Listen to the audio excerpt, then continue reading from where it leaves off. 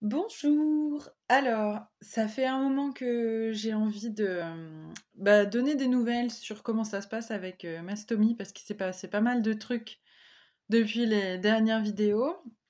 Parce que ça fait quelques mois. J'ai pas regardé, mais je crois que je les ai faites en septembre ou en octobre.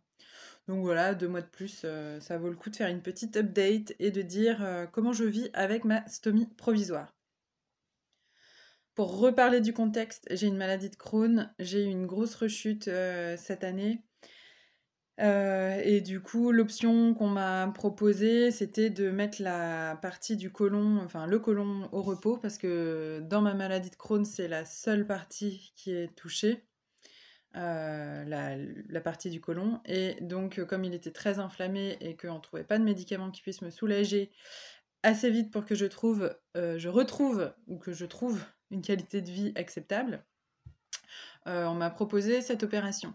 Donc j'ai une iléostomie depuis le 9 juillet 2020 et là on est le 24 décembre. Voilà, c'est mon petit moment de pause. Je suis tranquillou bilou puisque non, je vais pas rappeler le contexte qui fait que on n'a pas beaucoup de monde chez soi.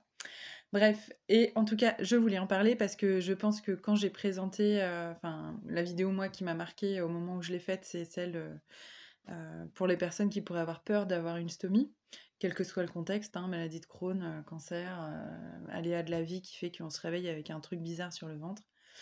Donc j'ai eu vraiment beaucoup de plaisir à la faire, ça m'a fait ouais, vraiment beaucoup de bien de partager ça. Et il était question à l'époque que je la garde 3 mois, ma petite stomie, qui s'appelle Mimi, Mimi la stomie. D'ailleurs, elle a un compte sur Instagram si ça vous intéresse. Bref, je bref.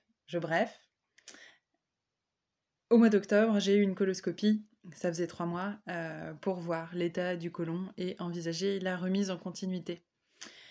Puisque je vous parle aujourd'hui, vous avez bien compris que il s'est passé quelque chose.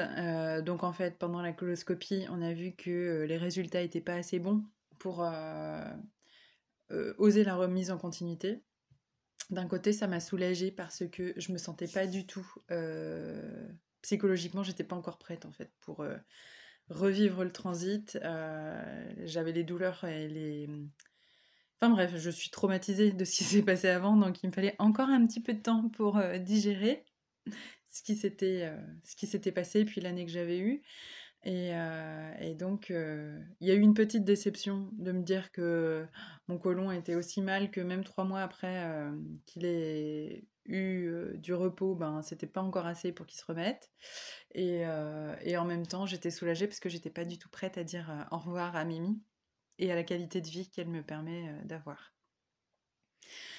Et quelques semaines après cette nouvelle, donc on a décidé de reporter à janvier. C'est une échéance qui m'allait bien, mais c'était pas, enfin, j'avais pas l'impression que c'était encore le bon moment. Ce qui s'est passé entre-temps, c'est que grâce à Mimi et à toute l'énergie que j'ai et enfin oui, le fait de retrouver de l'énergie, de retrouver une vie, ça m'a permis de monter de nouveaux projets et d'envisager un projet professionnel qui est un peu plus physique que celui que j'ai actuellement, puisque là actuellement j'accompagne des gens dans leur développement personnel. Je suis praticienne en soins énergétiques, psycho-énergétiques, et en octobre, 2 semaines après ma coloscopie, j'ai eu un gros coup de cœur pour un travail artisanal, donc le travail de la terre, la céramique. Et j'ai fait une petite initiation là au mois de décembre pour confirmer mon projet professionnel. Et ça s'est super bien passé et j'ai vu que c'était physique et ça a confirmé le fait aussi que je voulais décaler mon opération parce que la formation a lieu au mois de mars. Et s'il y a une opération au mois de janvier, j'avais peur de ne pas être assez bien remise physiquement, j'avais peur ben, de tout ce qui va se passer après, en fait, de comment je vais revivre mon transit, euh, comment je vais gérer mes besoins d'aller aux toilettes, etc. Voilà, j'avais encore beaucoup d'appréhension par rapport à ça. Et donc, pour plus de confort physique et mental, on a pu décaler mon opération à juillet. Donc, je vais passer 1 an en fait avec ma stomie provisoire, c'est prévu comme ça. et ça me réjouit beaucoup. Ça me réjouit parce que, ben, j'ai le confort, j'ai la sécurité et en même temps, je pense qu'au bout d'un an, je commencerai à en avoir assez marre pour être prête à dire au revoir à ma stomie. Pourquoi je fais cette vidéo d'ailleurs? C'est simplement pour, dire, dans mon cas, en tout cas, pour témoigner dans mon cas de ce que ça m'apporte. J'ai fait une vidéo aussi avantages et inconvénients. Quand même, le gros avantage, c'est, d'avoir des projets, d'avoir une vie, d'avoir de l'énergie. J'ai eu, je pense, en 6 mois,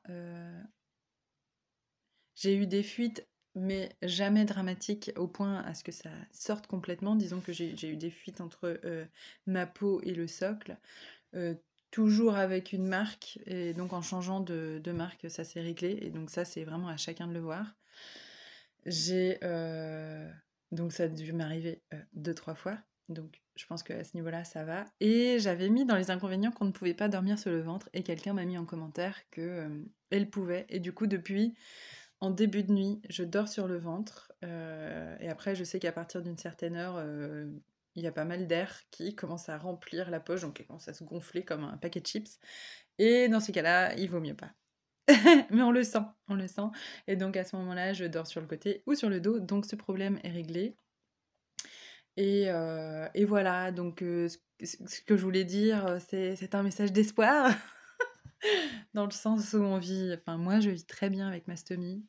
Ça m'aide énormément, ça m'aide énormément, j'ai des projets, bref, c'est top quoi. Donc si vous êtes au bout de votre vie et que, il y a cette option, ça vaut le coup peut-être, de l'envisager, de s'y préparer parce que, ça peut quand même, être une sacrée aide, de d'accéder à ça.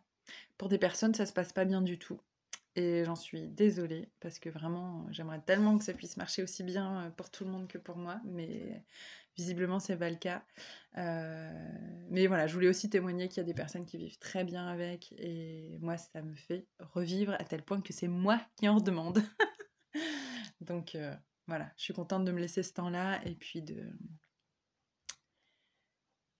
vivre avec, à fond, quoi.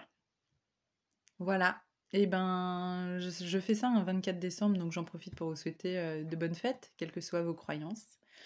Une bonne fin d'année, je crois que ça reste universel, hein, quand les années se terminent, il y a quand même un côté festif, hein, même si on ne vit pas notre fin d'année tous au même moment de l'année. Bon bref, vous voyez où je veux en venir, quoi. Profitez bien de ces temps-là. Si vous êtes en vacances, profitez-en, ressourcez-vous et je vous dis à une prochaine peut-être. Ah oui, parce que j'ai quand même envie de documenter ce qui va se passer avec ma formation. Donc, il y aura sûrement d'autres vidéos l'année prochaine. En attendant, eh bien, prenez bien soin de vous et n'hésitez pas à parler de ces vidéos.